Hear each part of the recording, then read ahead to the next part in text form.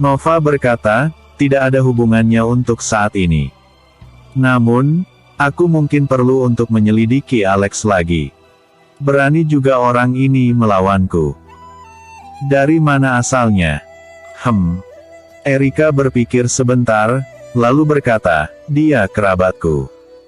Dulu dia bekerja di luar negeri dan baru saja kembali ke Indonesia tahun lalu. Nova menyalin video itu ke ponselnya, lalu berkata, kalau begitu sampai di sini saja, maaf merepotkanmu, Erika.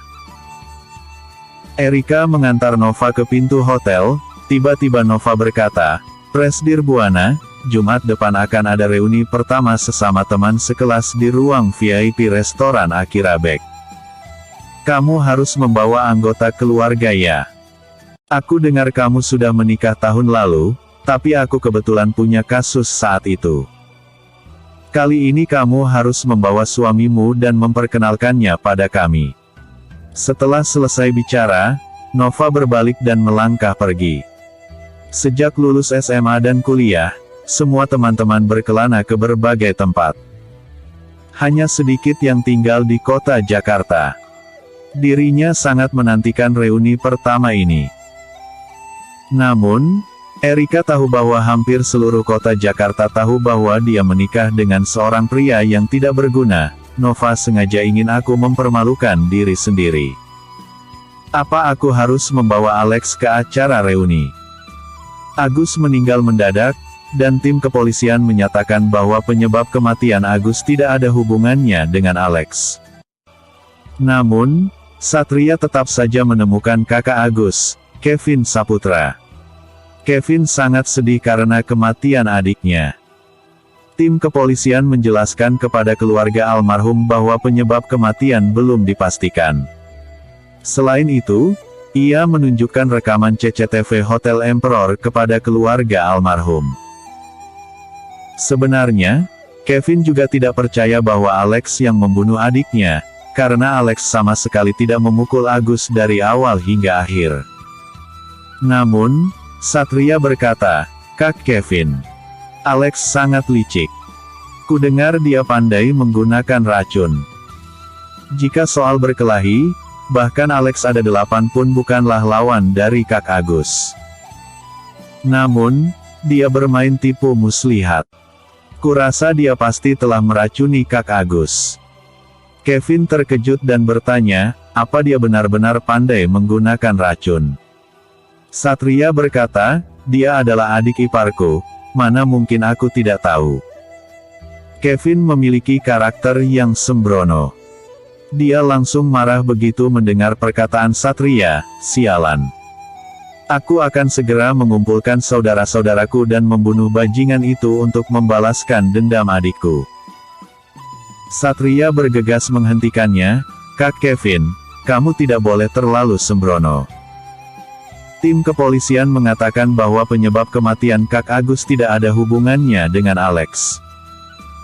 Kamu tidak mungkin bisa menang selama bukti belum ditemukan. Tidak ada gunanya memasukkan dirimu ke penjara hanya demi orang sepertinya. Kevin berkata, lalu apa yang harus aku lakukan? Aku tidak mungkin membiarkannya begitu saja. Aku sangat marah begitu memikirkan bahwa adikku mati diracuni oleh sampah seperti Alex. Satria berbisik di telinga Kevin, Kak Kevin. Erika baru saja membeli BMW X5. Setahuku, dia akan menemani beberapa pemasok untuk makan malam di restoran Akira Beck malam ini. Dia akan pulang melewati jalan. Sebagai general manajer perusahaan, tentu saja Satria mengetahui jadwal bisnis Erika malam ini. Karena tidak banyak waktu tersisa untuk masa konstruksi Teluk Indah, keadaan keuangan keluarga Buana juga sangat memprihatinkan. Keluarga Buana harus mencari beberapa pemasok bahan bangunan yang bekerja sama dengan mereka, berharap mereka akan menyediakan beberapa bahan, kemudian keluarga Buana akan membayar mereka dengan cicilan. Meski beberapa pemasok bahan bangunan perlu uang muka, Namun proyek Teluk Indah sangat besar dan pasti bisa menghasilkan uang setelah selesai, oleh karena itu beberapa pemasok bahan sepakat. Erika sangat senang dan berterima kasih kepada beberapa pemasok material di restoran Akira Bake yang paling mewah di kota Jakarta malam ini. Satria sengaja mengungkapkan rute pulang Erika ke Kevin, serta menghasut Kevin untuk membunuh Alex dan Erika di perjalanan. Dengan cara itu, Ferdi dan Saras tidak bisa menghalangi dirinya untuk mendapatkan Hotel Emperor. Namun, seberapa bagus pun rencana Satria, dia tetap melewatkan satu hal. Yaitu, Rizka juga menemani Erika ke perjamuan malam ini. Alasan keikutsertaan Rizka adalah karena salah satu temannya menjanjikan kepada Rizka komisi sebesar 650 juta, berharap dapat bekerja sama dengan keluarga Buana. Kebetulan pemasok material batu sebelumnya tidak mau mengeluarkan begitu banyak uang dan tidak menandatangani kontrak kerja sama dengan keluarga Buana. Jadi Rizka merekomendasikan temannya kepada Erika Buana. Meskipun dia memiliki banyak konflik dengan keduanya, tapi bagaimanapun juga, dia dan Rizka adalah kakak beradik, lalu Erika setuju dengan permintaan Rizka. Karena itu, Rizka menghadiri makan malam itu. Untuk menunjukkan ketulusannya, Erika minum banyak malam ini, begitu pula dengan Rizka yang telah menerima komisi sebesar 650 juta. Keduanya tidak bisa mengendarai mobil dalam situasi ini. Jadi ketika jamuan makan akan segera berakhir, Erika menelepon Alex agar datang menjemputnya. Alex berangkat ke restoran Akira Bake dengan taksi, kemudian tiba di ruang VIP Erika. Pada saat ini, para pemasok material telah pergi, yang tersisa di dalam ruangan hanyalah kedua kakak beradik yang sedang mabuk itu. "Erika, apa kamu mabuk?" Alex bertanya. Erika memandang Alex dengan samar dan berkata, "Tidak. Aku masih bisa minum." "Alex, aku sangat senang hari ini.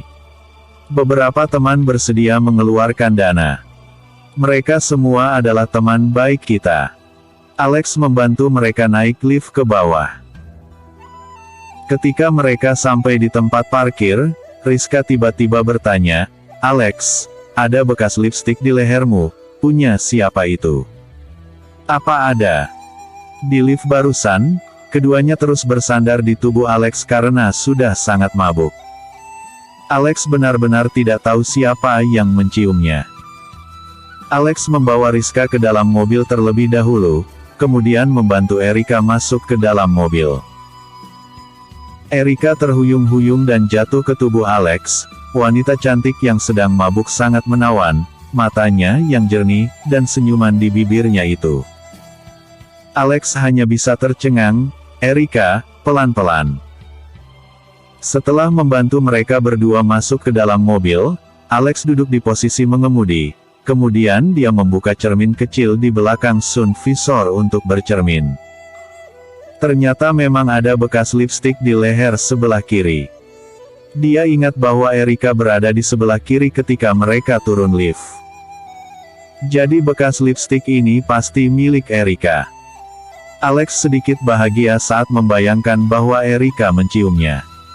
Alex melajukan mobil untuk pulang. "Erika, di mana adikmu tinggal?" "Aku belum pernah ke rumahnya." Erika tidak menjawab, dia sepertinya ketiduran di kursi belakang.